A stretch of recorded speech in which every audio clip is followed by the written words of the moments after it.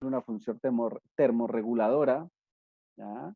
La piel ayuda a regular, ¿cierto? O a mantener en algunos casos la temperatura del cuerpo, ¿vale? La piel es el órgano, la estructura que permite el movimiento, ¿vale? Y la forma del cuerpo del perro, del animal. eh, a través de la piel se producen algunas estructuras anexas, como son las uñas, el pelo, ¿ya? Básicamente, almacena y tiene la capacidad de almacenar hormonas, por ejemplo, lípidos, ¿cierto? O grasas. La piel nos sirve como un indicador de patologías porque a través de la piel se pueden presentar diferentes signos y síntomas producto de alguna enfermedad o de alguna alteración del metabolismo de los animales. Tiene propiedades o tiene, claro, y funciones inmunorreguladoras. Es decir, la piel tiene un mecanismo propio de defensa y un mecanismo propio compensatorio. Ya puede que sea adquirido, ¿cierto? Una inmunidad adquirida, una inmunidad innata, eh, pero tiene la capacidad eh, eh, de inmunoregular o de inmunoregularse, ¿vale? De protegerse contra algunos factores o algunos agentes, ¿cierto? Ya sean infecciosos eh, o tóxicos, por ejemplo, del medio, del medio ambiente, ¿vale? Bien, la piel, como ustedes van a ver, tiene acción como vamos a ver, tiene una acción antibacteriana, que básicamente la acción antibacteriana está basada o se centra básicamente en esa misma capacidad de inmunorregulación que que tiene la piel, ¿vale? Tiene percepción sensitiva a través de la piel, podemos sentir, ¿cierto? Y el animal puede sentir diferentes cambios en el ambiente, puede percibir dolor, básicamente esa percepción eh, que logra esa percepción sensitiva se debe básicamente a una gran inervación nerviosa, ¿cierto? Es decir, muchos nervios que inervan la piel y que comunican esas señales o esas sensaciones hasta el cerebro, ¿vale? Tiene entonces, como lo habíamos hablado, igual es una barrera circundante, entonces tiene unos tipos de secreciones naturales y propios, unos tipos de excreciones, y tiene la capacidad de producir vitamina D. ¿Listo? Son algunas de las funciones que encontramos en la piel, lo que hace que sea importante entonces el estudio y conocerlas para poder entonces estudiar las alteraciones o cuando alguna de esas funciones de la piel se ve alterada. ¿Listo? Bien. Ahora, es importante y en la medida que ustedes vayan avanzando en su carrera se van a ir dando cuenta que es importante saber abordar las diferentes patologías, las diferentes enfermedades. Y para esto es importante el poder realizar una historia clínica. En este caso vamos a hablar de la historia clínica en dermatología, ¿cierto? La historia clínica dermatológica, eh, que es muy aplicable y debiese aplicarse realmente en el proceso de la peluquería y el baño de los perros, ¿cierto? Es importante entonces hacer una historia clínica en donde podamos registrar, ¿cierto? Todos esos hallazgos y las características propias de la piel y del pelo del perro y también incluir, obviamente, información general que nos sirva como antecedente a la hora de proceder a realizar tanto un baño como un corte, ¿vale? Vamos a ver que más adelante vamos a ver que existen diferentes tipos de baños, baños en los que necesitamos aplicar eh, algunos tipos de medicamentos, ¿cierto? Jabones o champú medicados, algunos tratamientos medicados. Entonces es importante que sepamos hacer un examen de la piel, ¿vale? Entonces la exploración es sistemática, ¿vale? Sistemática nos referimos a que si bien nos vamos en algún momento a concentrar o a centrar en el examen de la piel y el pelo, hay que hacer una exploración completa, ¿vale? Ojalá de tanto del sistema circulatorio, nervioso, una evaluación, una buena evaluación general, ¿vale? En donde podamos medir no solamente la condición corporal del paciente, sino también su estado de salud en general, su estado fisiológico normal, ¿vale?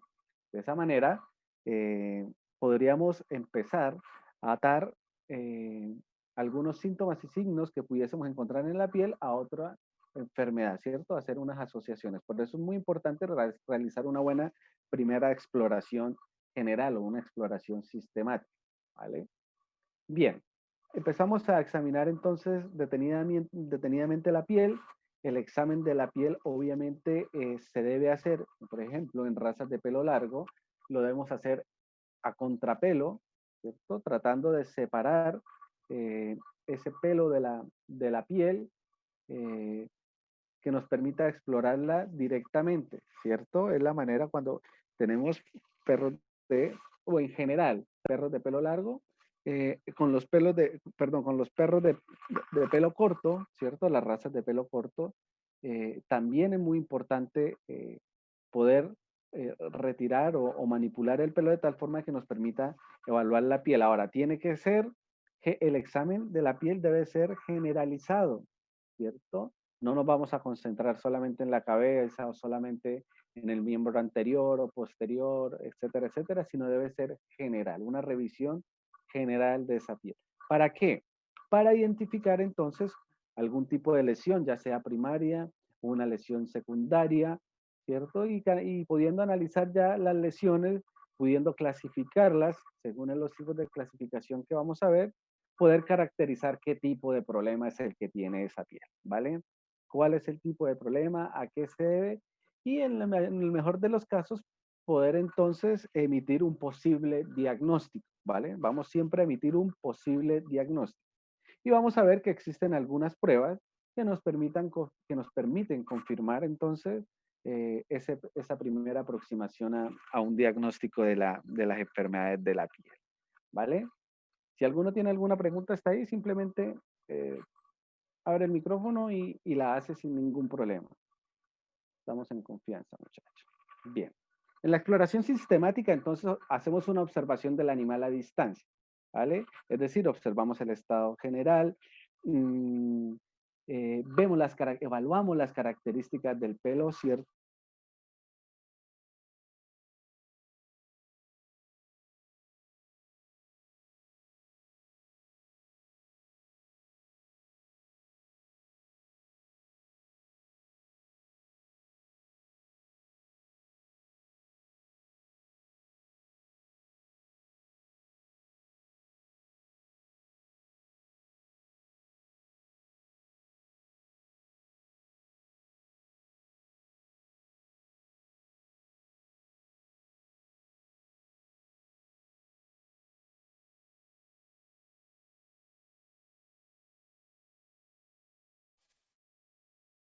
¿Aló, me escucha, muchachos?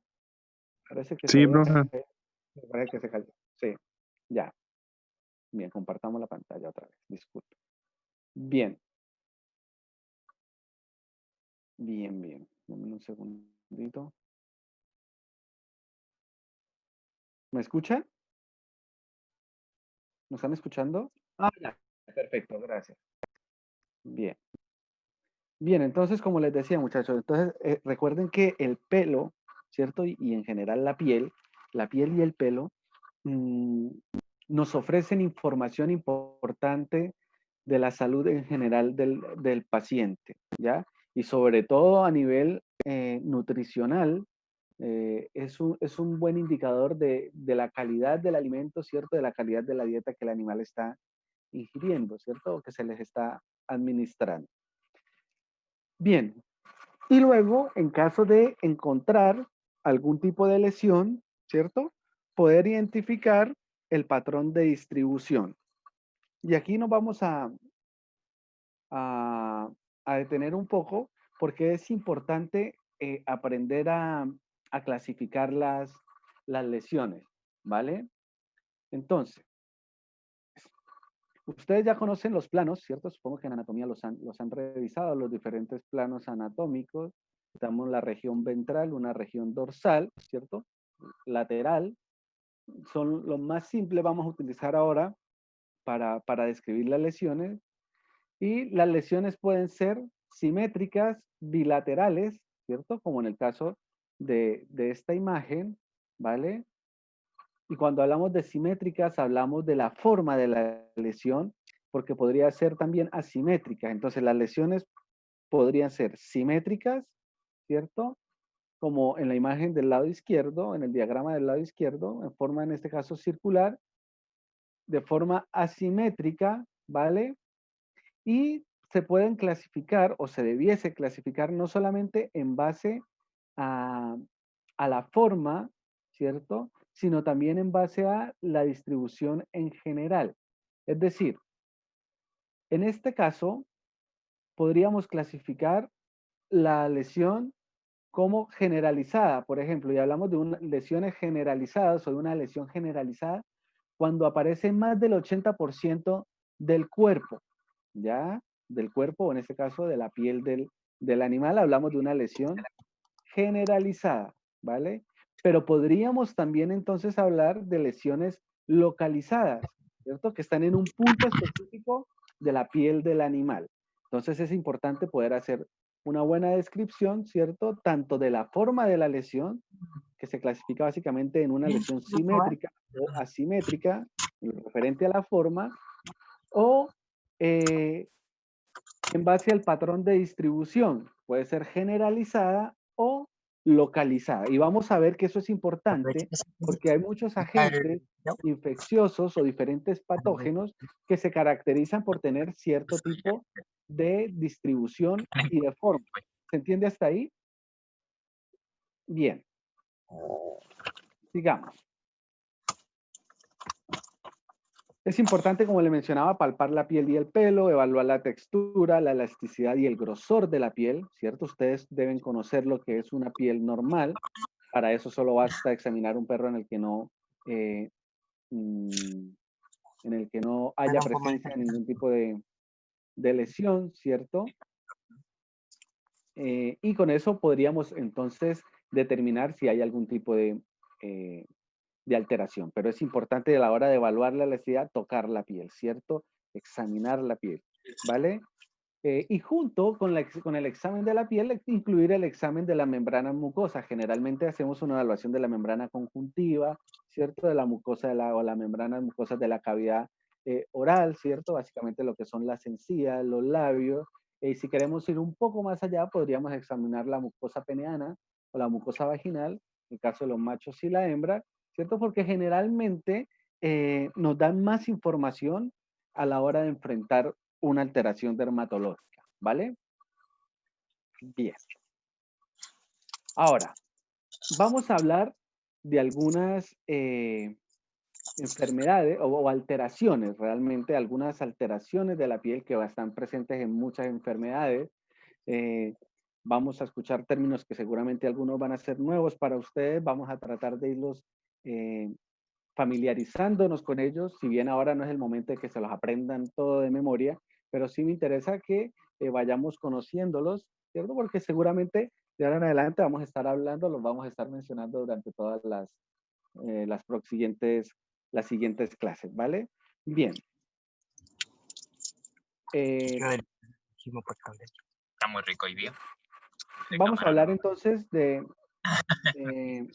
la alopecia, ¿cierto? Que básicamente cuando escuchamos el término alopecia, hablamos de la carencia o la falta de pelo en regiones o en zonas en donde debiese haber eh, pelo, ¿cierto? Entonces, alopecia, eh, la ausencia de pelo, ¿vale? En esa zona, y la alopecia es un signo, ¿cierto? De alguna alteración de la piel y hay muchas enfermedades dermatológicas que la producen, por no decir que generalmente casi todas las enfermedades de la piel van acompañadas de este signo, ¿listo? De la alopecia. La hipotricosis, cuando hablamos de tricosis, muchachos, siempre vamos a hablar o vamos a hacer referencia al pelo, ¿cierto? Entonces es poca cantidad de pelo. Ya, a diferencia de la alopecia, en la hipotricosis vamos a encontrar que hay pelo que puede variar o puede estar disminuido tanto en cantidad como en tamaño, ¿vale? En la longitud del pelo en determinados casos, sobre todo o sobre todo no en razas, por ejemplo, de pelo largo, en donde el pelo realmente es muy corto y no se ajusta al tamaño normal o a la longitud normal que debiese tener. La melanotriquia básicamente es entonces la coloración del pelo o presencia de pigmentos o de colores fuera de los patrones normal del pelo, ¿cierto? Generalmente asociados a despigmentaciones.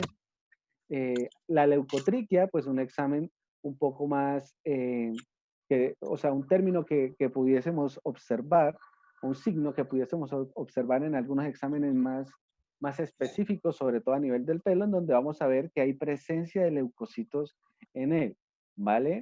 Algunas enfermedades virales pudiesen presentar este tipo de signos, aunque hoy en día, pues, realmente es poco relevante, ¿ya? O nos da poca información.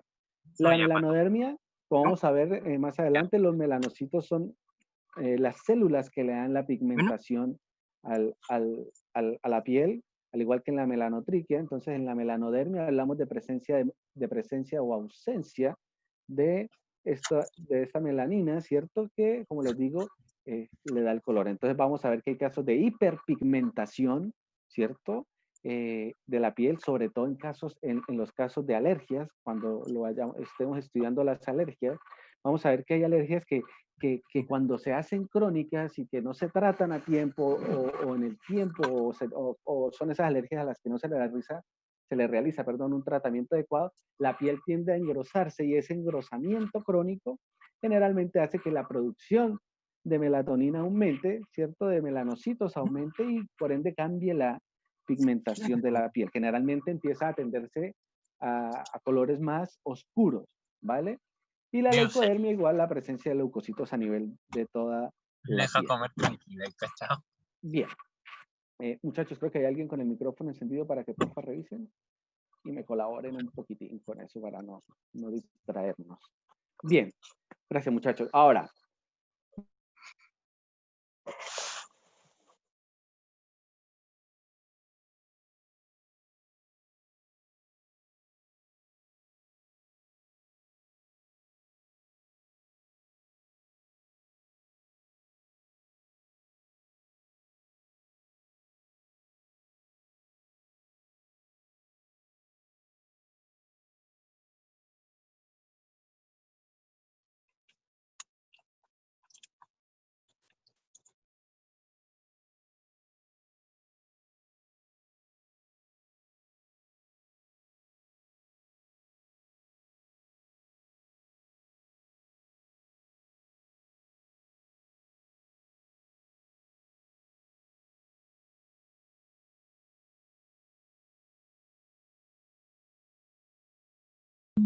Se cayó el profe.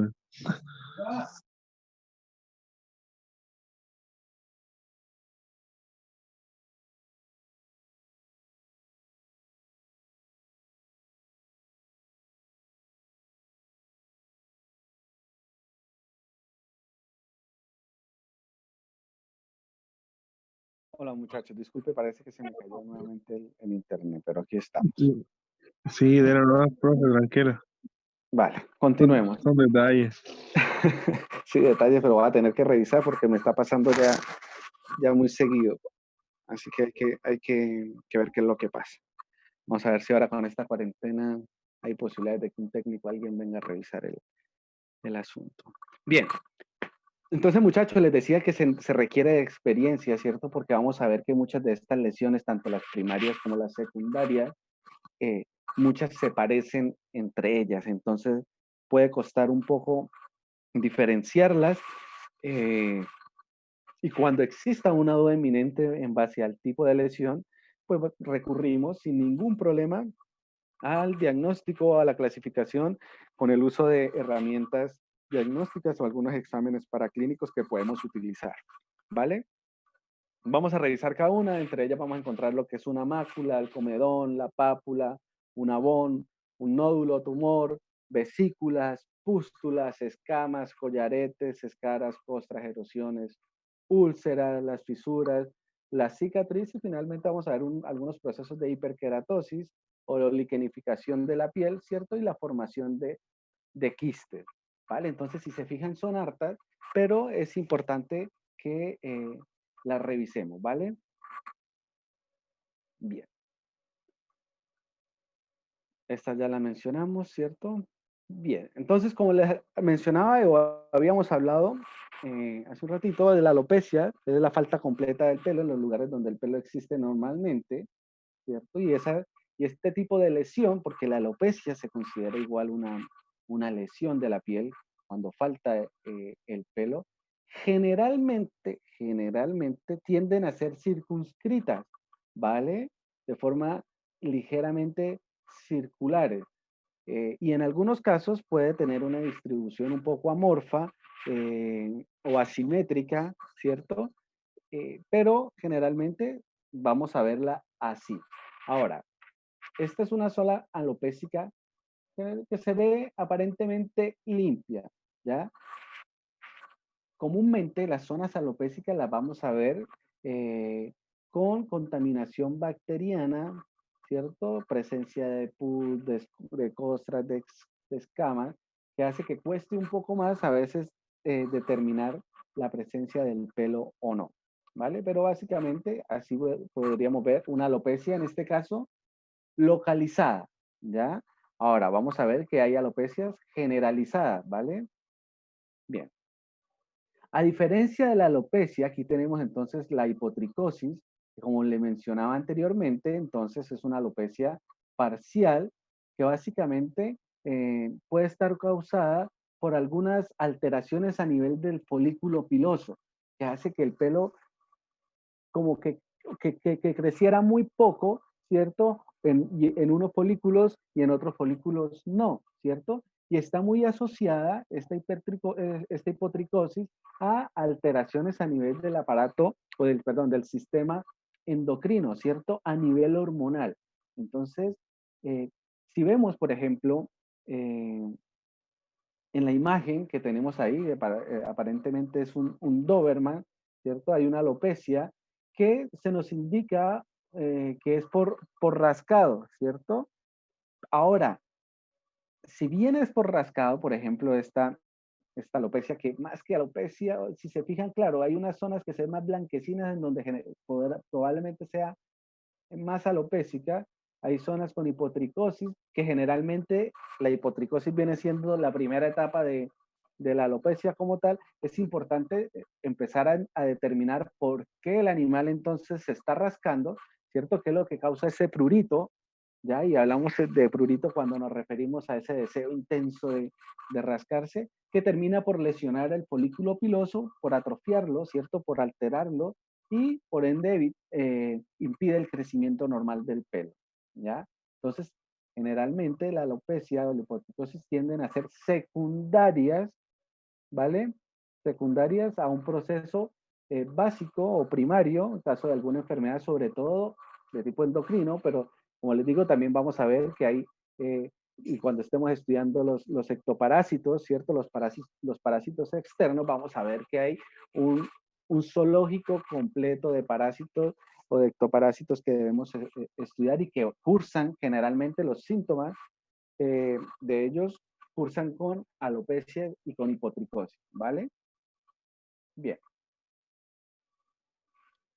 La melanotriquia, entonces, como les decía, un aumento de la pigmentación del pelo y una de las principales causas es el exceso del amido. Ahora, ¿recuerdan cuando habíamos hablado del tema del estrés y habíamos hablado de algunas estereotipas, ¿cierto? Y una de ellas era el amido excesivo, generalmente en la región interdigital o en las zonas acrales a nivel de las manos o del tren posterior. Entonces, ese exceso del amido es una de las principales causas de ese aumento en la pigmentación a Hola, nivel, profe, disculpe la hora. no se preocupe, no hay ningún problema, a nivel del pelo, ¿vale? La melanotriquia entonces aumento de la pigmentación. Y entonces vemos la leucotriquia, al contrario, en donde básicamente hablamos de la disminución de la pigmentación del pelo, ¿cierto? Muy asociada a los procesos de envejecimiento y está asociada esa disminución al proceso de que algunos leucocitos compiten, ¿ya? con la melanina, por decirlo de alguna manera, ¿cierto? Por la pigmentación, la destruyen y prácticamente esa melanina no puede pigmentar o se pierde. Más que no poder, se pierde la pigmentación normal del pelo. Entonces aquí estamos viendo una leucotriquia que va acompañada de una zona, parece hipotricosis, ¿cierto? Pero ya vemos zonas aparentemente alopésicas, ¿vale? Pero en general encontramos una piel sana, ¿vale? Es decir, no vemos o aparentemente no hay alguna alteración que nos llame mucho la atención. Puede ser un proceso, o en este caso, por ejemplo, en la imagen que estamos viendo, hay un proceso ya de regeneración normal de la piel, ¿vale? En donde ya las heridas o la alteración ha sido controlada. Bien, cuando hablamos de la atrofia de la piel, ¿cierto? Y generalmente cuando hablamos de atrofia es cuando el órgano empieza a perder su capacidad, ¿cierto? Sus características normales cuando se pierden. Y en el caso de la piel hablamos de una disminución del grosor, ¿cierto? En donde básicamente a la observación vamos a poder ver los vasos sanguíneos, ¿vale? Propios, y es una patología o es un signo, un síntoma que está muy asociado al uso de tratamientos con corticoides, ¿cierto? Y algunas enfermedades metabólicas como el hiperadrenocorticismo, que básicamente es una alteración de la glándula adrenal, ¿está?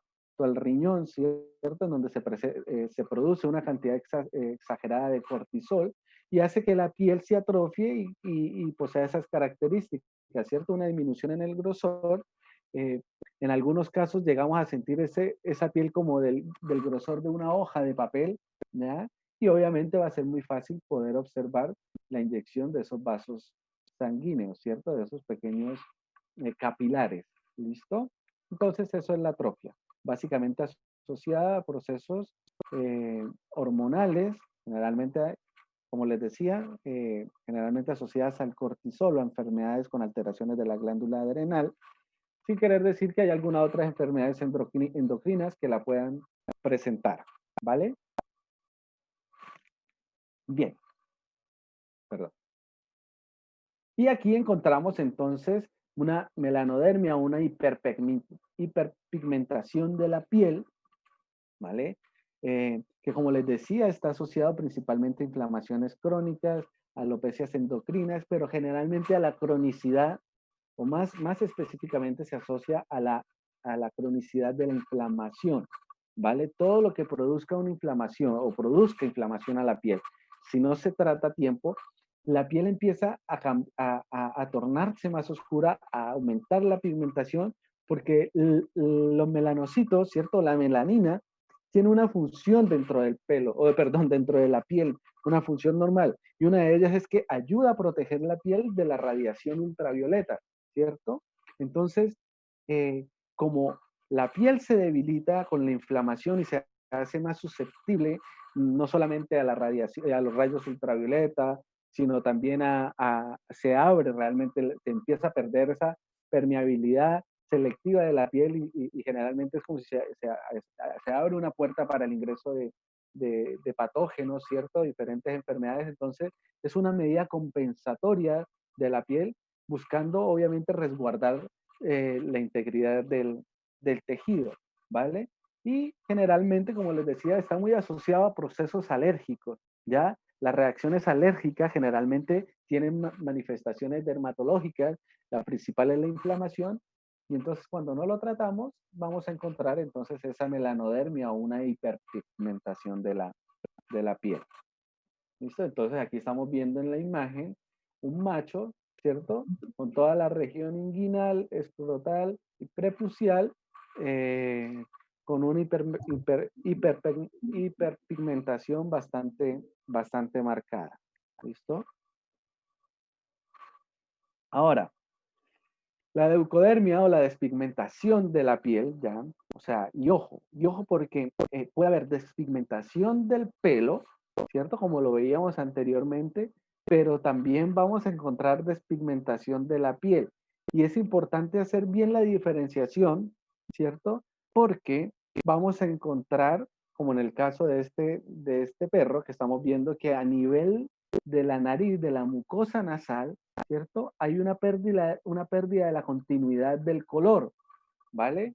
Entonces, ahí básicamente sabemos o estamos seguros a través de la mucosa o de la conjuntiva o del borde superior del párpado cuando pierde el color, ¿cierto? Cuando hay una falta de que estamos hablando de una despigmentación propia de la piel y no del pelo, ¿ya? Hay algunas enfermedades como el vitiligo, ¿cierto? Muy común también o presente también en el ser humano, ¿cierto? Los perros también sufren y el vitiligo puede ser progresivo, generalmente tiende a ser progresivo, y hay razas que están más predispuestas a sufrirlo, está generalmente asociados, al igual que el albinismo, eh, a trastornos hereditarios, ¿cierto? Congénitos, y en el albinismo obviamente encontramos un paciente o encontramos un animal no solamente con despigmentación a nivel de la piel, sino a nivel del pelo, o sea, es conjunta, ¿vale? La despigmentación va a ser tanto de la piel como del pelo, ¿listo? Ahora, ustedes saben, así como la piel, como le mencionaba recientemente, cuando se hiperpigmenta lo hace como medida compensatoria